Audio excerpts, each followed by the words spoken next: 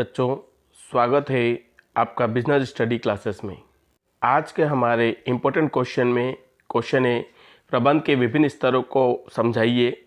उच्च स्तरीय प्रबंध के क्या कार्य हैं, मध्य स्तरीय प्रबंध के क्या कार्य हैं और निम्न स्तरीय प्रबंध के क्या कार्य हैं। चलते हैं अपन क्वेश्चन के आंसर की ओर। आज का अपना पहला क्वेश्चन है, explain the various level of management. प्रबंध के विभिन्न स्तरों का वर्णन कीजिए।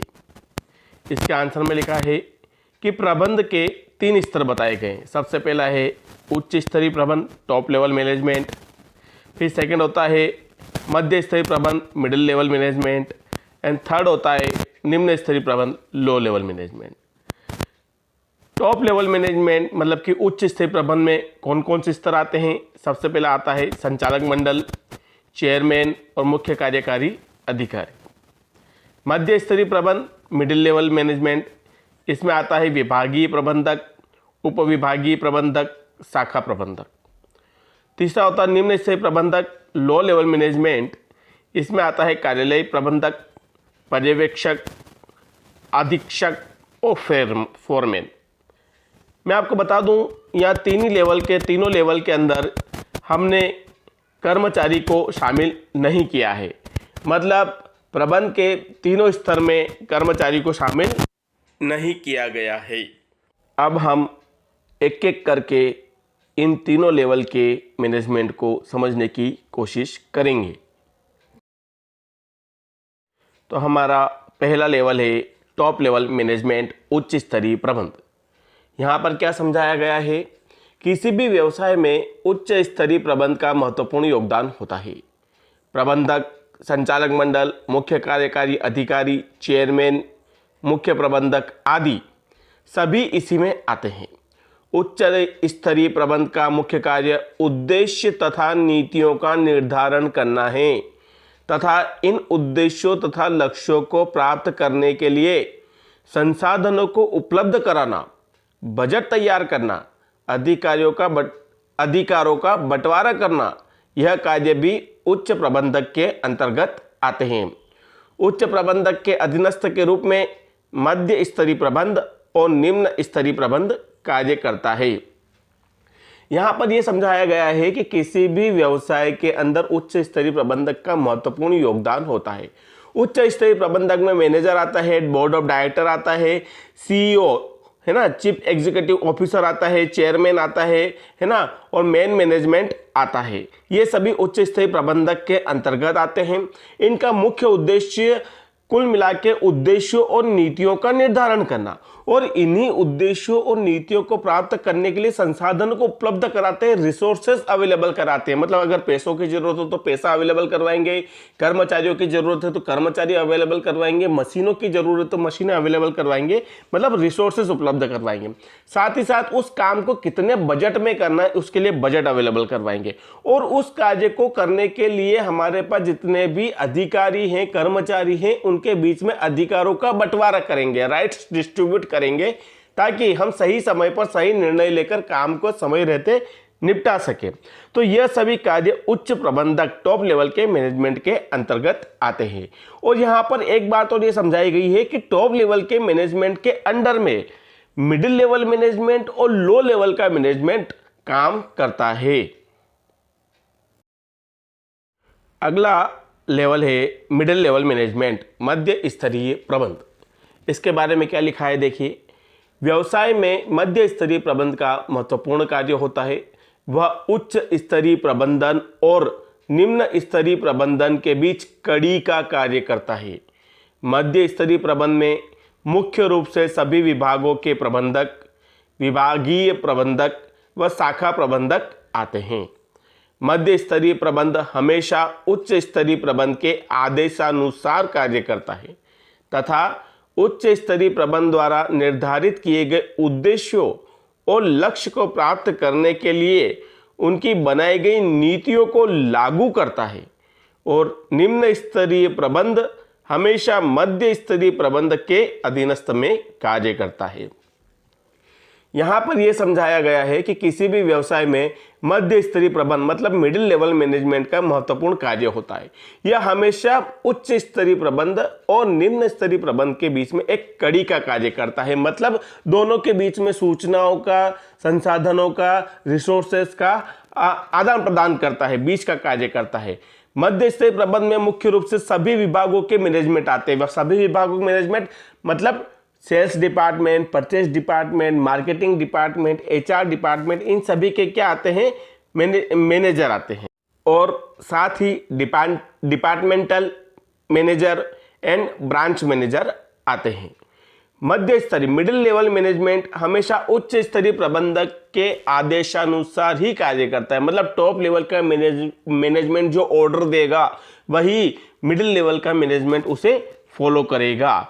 भैया एक और बात, टॉप लेवल मैनेजमेंट द्वारा निर्धारित किए गए उद्देश्यों और लक्ष्यों को, ऑब्जेक्ट और गोल्स को अचीव करने के लिए जो भी पॉलिसी टॉप लेवल के मैनेजमेंट ने बनाई है, उच्च स्तरीय प्रबंधन ने बनाई है, उसे लागू करने का काम किसका होता है, मिडिल लेवल मैनेजमेंट का। मैं आपको बता दूं, यहां उद्देश्य और लक्ष्यों को कौन बनाता है, टॉप लेवल मैनेजमेंट बनाता है, उच्च स्तरीय प्रबंधक बनाता है, लेकिन उन्हें लागू कौन करता है, मध्य स्तरीय प्रबंधक लागू करता है, मिडिल लेवल मैनेजमेंट लागू करता है। और यह हमेशा लो लेवल मैनेजमेंट हमेशा मध्य स्तरीय मतलब मिडिल लेवल मैनेजमेंट के अंडर में काम करता है। कुल मिला के सबसे ऊपर कौन आएगा, टॉप लेवल मैनेजमेंट आएगा, उसके अंडर में मिडिल लेवल मध्य स्तरीय प्रबंधक कार्य करेगा, और मध्य स्तरीय प्रबंधक के अंडर में कौन काम करेगा, लो लेवल मैनेजमेंट मतलब निम्न स्तरीय प्रबंधक कार्य करेगा। अगला लेवल है लो लेवल मैनेजमेंट, निम्न स्तरीय प्रबंध। निम्न स्तरीय प्रबंधक को परिप्रेक्ष्य प्रबंध भी कहा जाता है। यह प्रथम पंक्ति का प्रबंध होता है क्योंकि इसमें कर्मचारियों से सीधा संपर्क रहता है। निम्न स्तरीय प्रबंध में मुख्यतः फोरमैन, पर्यवेक्षक तथा कार्यालय प्रमुख आते हैं। निम्न स्तरीय प्रबंधक का प्रमुख कार्य यह देखना है कि कर्मचारी ने अपना कार्य सही प्रकार से किया है अथवा नहीं। इसका मुख्य कार्य मध्य स्तरीय प्रबंधक की नीतियों तथा निर्देशों को सरल भाषा में कर्मचारियों तक पहुंचाना है ताकि व्यवसाय के उद्देश्यों और लक्ष्यों को प्राप्त किया जा सके। यहाँ ध्यान देने योग्य बात यह है कि कर्मचारी व्यवसाय के निम्न स्तरीय प्रबंधक का हिस्सा नहीं होते हैं।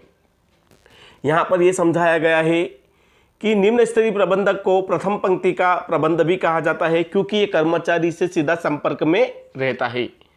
निम्न स्तरीय प्रबंधक लो लेवल मैनेजमेंट के अंदर फोरमैन, पर्यवेक्षक बोले तो सुपरवाइजर, और कार्यालय प्रमुख मतलब सुपरिटेंडेंट ऑफ ऑफिसर आते हैं। निम्न स्तरीय प्रबंध का मुख्य कार्य यह देखना है कि कर्मचारी ने अपना सही प्रकार से कार्य किया है या नहीं। आपने देखा होगा कि जब बहुत सारे मजदूर काम करते हैं तो वहाँ एक सुपरवाइजर घूमता रहता है उनके बीच में पीली टोपी पहन के। तो वो क्या करता है, वो कुछ काम नहीं करता, वो देखता है कि सभी कर्मचारी अपना सही प्रकार से कार्य कर रहे हैं या नहीं। अगर कोई कर्मचारी फालतू में टाइम पास कर रहा है, कहीं बैठा है, तो वो उसको जाके बोलेगा भैया अपना काम करो चलो। तो ये क्या है, ये एक लो लेवल का मैनेजमेंट है। और यह लो लेवल का मैनेजमेंट क्या करता है, मिडिल लेवल के मैनेजमेंट की नीतियों निर्देशों को एक सरल तरीके से अपने कर्मचारियों तक पहुंचाता है ताकि बिजनेस के उद्देश्यों और लक्ष्यों को प्राप्त किया जा सके।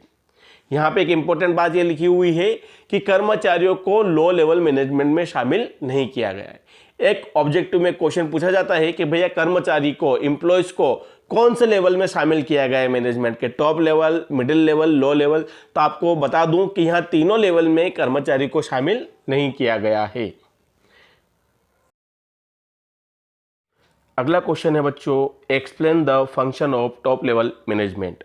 उच्च स्तरीय प्रबंधक के कार्य बताइए। यह क्वेश्चन अपने आप में बहुत इंपॉर्टेंट है। इसका आंसर है उच्च स्तरीय प्रबंधक के अंतर्गत मुख्य रूप से निम्न कार्यों को सम्मिलित किया जाता है। नंबर फर्स्ट, उद्देश्यों का निर्धारण करना, डिटरमाइनेशन ऑफ ऑब्जेक्ट। उच्च स्तरीय प्रबंधक का पहला कार्य संस्था के उद्देश्यों तथा लक्ष्यों को निर्धारण करना होता है। अगला पॉइंट है नीतियों का निर्धारण करना, डिटरमिनेशन ऑफ पॉलिसी। उच्च स्तरीय प्रबंधक द्वारा बनाए गए उद्देश्यों तथा लक्ष्यों को प्राप्त करने के लिए नीतियां बनाई जाती है, जैसे वस्तु के मूल्य को कम करके बिक्री में वृद्धि करना, इसमें पहला पॉइंट क्या बताया है कि उद्देश्यों को निर्धारण करना, मतलब टॉप लेवल मैनेजमेंट का पहला कार्य क्या है, उद्देश्य निर्धारित करना, और दूसरा कार्य क्या है, नीतियों का निर्धारण करना। टॉप लेवल मैनेजमेंट उच्च स्तरीय प्रबंधक का तीसरा कार्य संसाधनों की व्यवस्था करना, अरेंजमेंट ऑफ रिसोर्सेस। उद्देश्य तथा लक्ष्य को प्राप्त करने के लिए उच्च स्तरीय प्रबंधक द्वारा संसाधनों को उपलब्ध कराना, रिसोर्सेस अवेलेबल कराना, जैसे पूंजी, श्रम, भूमि, कच्चे माल आदि की व्यवस्था करना, ताकि सही समय पर निर्धारित किए गए उद्देश्यों और लक्ष्य को प्राप्त किया जा सके। यहाँ पर यह समझाया गया है कि टॉप लेवल मैनेजमेंट द्वारा एक बार ऑब्जेक्ट डिसाइड कर लिए जाते हैं, पॉलिसी बना ली जाती है, तो उन उद्देश्यों लक्ष्यों को प्राप्त करने के लिए रिसोर्सेस अवेलेबल करवाना, जैसे कि अगर पैसे, श्रम, लेबर, रॉ मटेरियल आदि की व्यवस्था कराना, ताकि व्यवसाय के उद्देश्यों लक्ष्यों को, ऑब्जेक्ट और गोल्स को आसानी से प्राप्त किया जा सके। अगला पॉइंट दिया है उत्तरदायित्व अधिकारों का बंटवारा, डिस्ट्रीब्यूशन ऑफ अकाउंटेबिलिटी राइट्स। उच्च स्तरीय प्रबंधक द्वारा इस बात का भी निर्धारण किया जाता है कि अधीनस्थ कर्मचारियों एवं अधिकारियों के क्या क्या उत्तरदायित्व होंगे और उन्हें किस प्रकार के अधिकार प्राप्त होंगे। इन सब बातों का निर्धारण उच्च स्तरीय प्रबंधक द्वारा किया जाता है। यहाँ पर यह समझाया गया है कि टॉप लेवल मैनेजमेंट द्वारा इस बात का निर्धारण किया जाता है कि किस किस कर्मचारी और अधिकारी को क्या क्या राइट्स और पावर दिए जाएंगे और उन्हें किस प्रकार के अधिकार, राइट्स प्राप्त होंगे, ताकि वह उससे संबंधित डिसीजन ले सके, और कौन से राइट्स प्राप्त नहीं होंगे ये कौन डिसाइड करता है, टॉप लेवल का मैनेजमेंट करता है। ताकि तो टॉप लेवल के मैनेजमेंट का एक काम क्या है, अपने अंडर में काम करने वाले अधिकारियों और कर्मचारियों के बीच में उनके राइट्स को डिस्ट्रीब्यूट करना, अधिकारों का बंटवारा करना, ताकि वह आवश्यकता पड़ने पर सही डिसीजन ले सके और सही निर्णय ले सके। अगला पांचवा पॉइंट है बजट का निर्धारण करना, डिटर्मिनेशन ऑफ बजट। बड़े बड़े उद्योगों में वित्तीय नीतियों का निर्धारण उच्च स्तरीय प्रबंधक द्वारा किया जाता है। उच्च स्तरीय प्रबंधक ही अपने अधीनस्थ द्वारा प्रस्तुत किए गए बजट को अंतिम स्वीकृति प्रदान करते हैं। यहाँ पर यह समझाया गया है कि बड़ी बड़ी इंडस्ट्री के अंदर फाइनेंशियल पॉलिसी तो हमेशा टॉप लेवल के मैनेजमेंट द्वारा ही डिसाइड होती है। फाइनेंशियल पॉलिसी मतलब उनको कहाँ से पैसा उधार लेना है, कहाँ से पैसा अरेंज करना है, इक्विटी शेयर से पैसा कलेक्ट करना है, कि बाजार से लोन उठाना है, कि बैंक से लोन उठाना है, कि डिबेंचर इशू करना है, ये सब कौन डिसाइड करता है, टॉप लेवल के मैनेजमेंट। लेकिन किसी काम को करने के लिए जो भी बजट होता है उसको हमेशा जो इसके अधिकारी कर्मचारी होते हैं वो बना के टॉप लेवल के मैनेजमेंट के सामने बजट प्रस्तुत करते हैं, और उनको फिर उस बजट को लास्ट में फाइनलाइजेशन कौन करता है, फाइनल कौन करता है, टॉप लेवल का मैनेजमेंट। तो यहां पे लिखा हुआ है कि उच्च स्तरीय प्रबंधक ही अपने अधीनस्थ द्वारा प्रस्तुत किए गए बजट को अंतिम स्वीकृति प्रदान करते हैं। मैं आशा करता हूं बच्चों आप लोगों को यह आंसर समझ में आया होगा। अगला क्वेश्चन है बच्चों, explain the various function of middle level management. मध्य स्तरीय प्रबंधक के विभिन्न कार्य को समझाइए। आइए अपन इसके आंसर को पढ़ते हैं। क्या लिखा हुआ है, मध्य स्तरीय प्रबंधक के निम्न कार्य हैं। सबसे फर्स्ट, नीतियों को लागू करना। मध्य स्तरीय प्रबंधक का सबसे महत्वपूर्ण कार्य उच्च स्तरीय प्रबंधक द्वारा निर्धारित नीतियों को सही रूप से लागू करवाना होता है, ताकि संगठन के उद्देश्यों तथा लक्ष्य को प्राप्त किया जा सके। यहाँ पर यह समझाया गया है कि उद्देश्यों और लक्ष्यों का निर्धारण तो उच्च स्तरीय प्रबंधक द्वारा किया जाता है, लेकिन उन उद्देश्यों और लक्ष्यों को प्राप्त करने के लिए मध्य स्तरीय प्रबंधक, middle level management, top level management द्वारा बनाई गई पॉलिसियों, नीतियों को सही प्रकार से लागू करवाता है। बनाता कौन है नीतियां और पॉलिसी, भैया पॉलिसीज वगैरह कौन बनाता है, टॉप लेवल का मैनेजमेंट। लेकिन उनको सही प्रकार से कौन लागू करता है, मिडिल लेवल का मैनेजमेंट, ताकि व्यवसाय के उद्देश्यों, लक्ष्यों को प्राप्त किया जा सके। अगला पॉइंट है सुझाव प्रेषित करना। मध्य स्तरीय प्रबंधक को अपने अधीनस्थों से प्राप्त सुझाव तथा विचारों को उच्च स्तरीय प्रबंधक को प्रेषित करना, ताकि व्यवसाय के उद्देश्य तथा लक्ष्यों को प्राप्त करने में सही योजना बनाई जा सके और सही समय पर सही निर्णय लिया जा सके। यहाँ पर यह समझाया गया है कि किसी भी बिजनेस के अंदर टॉप लेवल का मैनेजमेंट और लो लेवल का मैनेजमेंट, मतलब उच्च स्तरीय प्रबंध और निम्न स्तरीय प्रबंधक के बीच में मध्य स्तरीय प्रबंध, मिडिल लेवल मैनेजमेंट एक कड़ी का काम करता है। अगर किसी कार्य को करने में कर्मचारियों को कोई दिक्कत आती है, कोई परेशानी होती है, किसी चीज की आवश्यकता होती है, तो मध्य स्तरीय प्रबंध उसकी जानकारी किसको देता है? उच्च स्तरीय प्रबंधक को देता है। उसी प्रकार से उच्च स्तरीय प्रबंधक टॉप लेवल मैनेजमेंट को कोई ऑर्डर लागू करवाना है या कोई नियम निकालना है या कोई जानकारी मध्य स्तरीय प्रबंधक को पहुंचानी है, तो वह यह जानकारी मध्य स्तरीय प्रबंधक मतलब कि मिडिल लेवल मैनेजमेंट के द्वारा निम्न स्तरीय प्रबंधक को पहुंचाता है। तो ये क्या करता है middle level management? Middle level management top level के मैनेजमेंट और लो लेवल के मैनेजमेंट के बीच में सूचनाओं को आदान प्रदान करता है, उनके बीच में कड़ी का कार्य करता है, ताकि व्यवसाय के बीच में आने वाली प्रॉब्लम्स को दूर किया जा सके तथा सही समय पर सही निर्णय लेकर बिजनेस के उद्देश्यों और लक्ष्यों को प्राप्त किया जा सके। अगला तीसरा पॉइंट है संसाधनों का बंटवारा करना। मध्य स्तरीय प्रबंधक को उच्च स्तरीय प्रबंधक द्वारा उपलब्ध कराए गए संसाधनों को अपने अधीनस्थ अधिकारियों और कर्मचारियों के बीच में इस प्रकार से बंटवारा करना चाहिए ताकि व्यवसाय के उद्देश्यों को सरलता से प्राप्त किया जा सके। यहाँ पर यह समझाया गया है कि मिडिल लेवल के मैनेजमेंट को टॉप लेवल के मैनेजमेंट से जो भी रिसोर्सेज, जो भी साधन संसाधन जो भी प्राप्त होते हैं, उनको लो लेवल के मैनेजमेंट मतलब कि निम्न स्तरीय प्रबंधक व अधिकारियों व कर्मचारियों में इस प्रकार से बंटवारा करना ताकि सभी अपने कार्य को पूर्ण रूप से अच्छे तरीके से कर सके और व्यवसाय के उद्देश्य और लक्ष्य को प्राप्त कर सके। तो संसाधनों का सही प्रकार से बंटवारा करना, रिसोर्सेज का सही प्रकार से डिस्ट्रीब्यूशन करना की जवाबदारी किसकी होती है? मिडिल लेवल के मैनेजमेंट की होती है। उम्मीद करता हूं आप लोगों को समझ में आ रहा होगा। अब अपन चलते हैं अगले पॉइंट की ओर। मध्य स्तरीय प्रबंधक का अगला कार्य है निर्देश जारी करना।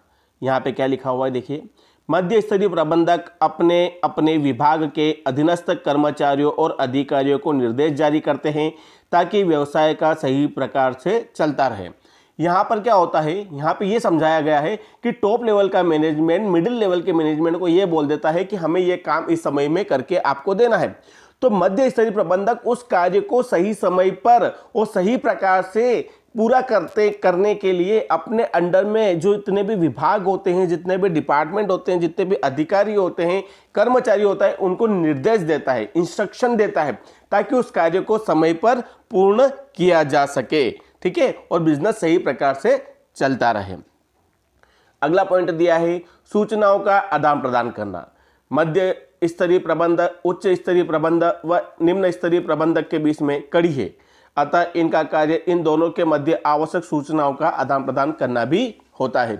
जैसा कि मैं आपको पहले भी समझा चुका हूं कि मध्य स्तरीय प्रबंधक middle level management, top level management और लो लेवल मैनेजमेंट के बीच में एक कड़ी का कार्य करता है। वो सूचनाओं का आदान प्रदान करता है, वो रिसोर्सेज का आदान प्रदान करता है, वो इन दोनों के बीच में एक कड़ी का काम करता है ताकि बिजनेस आसानी से चलता रहे और बिजनेस अपने उद्देश्यों और लक्ष्यों को प्राप्त करता रहे। अगला और लास्ट पॉइंट है समन्वय स्थापित करना। मध्य स्तरीय प्रबंधक का मुख्य कार्य संगठन के विभिन्न विभागों और उपविभाग आपसी तालमेल एवं समन्वय स्थापित करना है ताकि व्यवसाय के निर्धारित उद्देश्यों को प्राप्त करने में सहायता मिल सके। यहाँ पर यह समझाया गया है मध्य स्तरीय प्रबंधक का एक कार्य यह है कि वह अपने जितने भी डिपार्टमेंट और सब डिपार्टमेंट है, जैसे sales department, purchase department, marketing department, HR department, finance department, इन सभी डिपार्टमेंट में एक अच्छा तालमेल बनाना, कोऑर्डिनेशन बनाना और एक यूनिटी बना के चलना ताकि सभी एक दूसरों को समय पर उनका रॉ मटेरियल, पैसे, कर्मचारी अवेलेबल करवाते रहें ताकि सभी डिपार्टमेंट समय पर काम कर सकें। जैसे सेल्स डिपार्टमेंट ने कह दिया कि मुझे इस बार 100 यूनिट चाहिए बेचने के लिए, तो प्रोडक्शन डिपार्टमेंट 100 यूनिट बना के देते। अगर प्रोडक्शन डिपार्टमेंट को 100 यूनिट बनानी है तो परचेज डिपार्टमेंट उसे उतना रॉ मटेरियल अवेलेबल करवा के दे दे। अगर रॉ मटेरियल खरीदना है तो फाइनेंस डिपार्टमेंट उसे समय पर उतना पैसा अवेलेबल करवा दे। साथ ही साथ एचआर डिपार्टमेंट इन काम को करने के लिए सिस्टमेटिक एक प्रकार से कर्मचारी अवेलेबल करवा दे। तो ऐसे में क्या होता है, सभी डिपार्टमेंट एक दूसरे की आवश्यकताओं को ध्यान में रखते हुए कार्य करें, तालमेल बना के कार्य करें, एकता से कार्य करें ताकि बिजनेस के उद्देश्यों और लक्ष्यों को प्राप्त किया जा सके। तो ये चीज़ देखना भी किसकी जवाबदारी है, ये मिडिल लेवल मैनेजमेंट की है कि सभी डिपार्टमेंट में एक यूनिटी बनी रहे, कोऑर्डिनेशन बना रहे और सभी एक दूसरे की आवश्यकताओं को, जरूरतों को ध्यान में रखते हुए कार्य करें ताकि बिजनेस के उद्देश्यों, लक्ष्यों को प्राप्त किया जा सके। उम्मीद करता हूं बच्चों आप लोगों को क्वेश्चन के आंसर समझ में आ रहे होंगे और अच्छे लग रहे होंगे। आप इसी प्रकार से आगे बने रहिए, आपको एक एक करके पूरी बुक्स के क्वेश्चन आंसर इजीली लैंग्वेज में प्राप्त होंगे। अब अपन चलते हैं अगले क्वेश्चन की ओर। हमारा अगला क्वेश्चन है explain the function of low level management. निम्न स्तरीय प्रबंधक के विभिन्न कार्यों को समझाइए। इसका आंसर है निम्न स्तरीय प्रबंधक के निम्नलिखित कार्य है। देखते हैं अपन one by one. Number first, कर्मचारियों के लिए उचित वातावरण निर्मित करना। निम्न स्तरीय प्रबंधक का महत्वपूर्ण कार्य उत्पादन स्थल पर शुद्ध हवा, पीने का पानी, पर्याप्त प्रकाश, साफ सफाई आदि सुनिश्चित करना होता है ताकि कर्मचारी संगठन में मन लगाकर कार्य करें।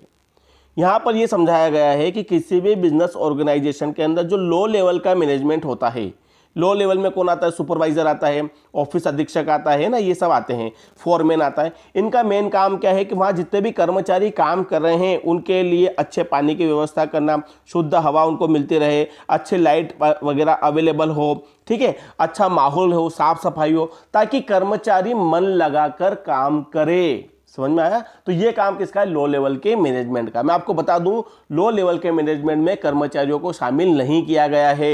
लो लेवल का मैनेजमेंट कर्मचारियों से कार्य करवाता है। ठीक है, चलो अपन चलते हैं अगले पॉइंट की ओर। अगला पॉइंट है मानवीय संबंध बनाना। मालिक और कर्मचारी के बीच में संघर्ष को कम करने के लिए यह आवश्यक है कि कर्मचारियों में अच्छे संबंध स्थापित किए जाए। इसलिए कर्मचारियों से मधुर संबंध बनाने का कार्य निम्न स्तरीय प्रबंधक का होता है। यहाँ पर ये समझाया गया है कि हमेशा बिजनेस के अंदर मालिक और कर्मचारियों के बीच में खींचतान चलती रहती है। मालिक ये समझता है कि कर्मचारी कामचोर है और कर्मचारी ये समझते हैं कि मालिक हमें पैसा नहीं देना चाहता और हमसे ज़्यादा से ज़्यादा काम कराना चाहता है। तो इस मानसिकता को बदलने के लिए निम्न स्तरीय प्रबंधक को विशेष ध्यान देना पड़ता है। उसे कर्मचारी को जो भी समस्या होती है वो मालिक तक पहुंचाना होती है ताकि मालिक उनका समाधान कर सके। और उसी प्रकार से मालिक भी अपने कर्मचारियों से कोई कार्य करवाना चाहता है या उन्हें समझाना चाहता है तो वो निम्न स्तरीय प्रबंधक के थ्रू उन समस्याओं को कर्मचारी तक रखे और उन्हें समझाने की कोशिश करे ताकि इनके बीच में एक मधुर संबंध स्थापित हो सके और दोनों एक दूसरे की आवश्यकताओं को ध्यान में रखते हुए कार्य कर सके।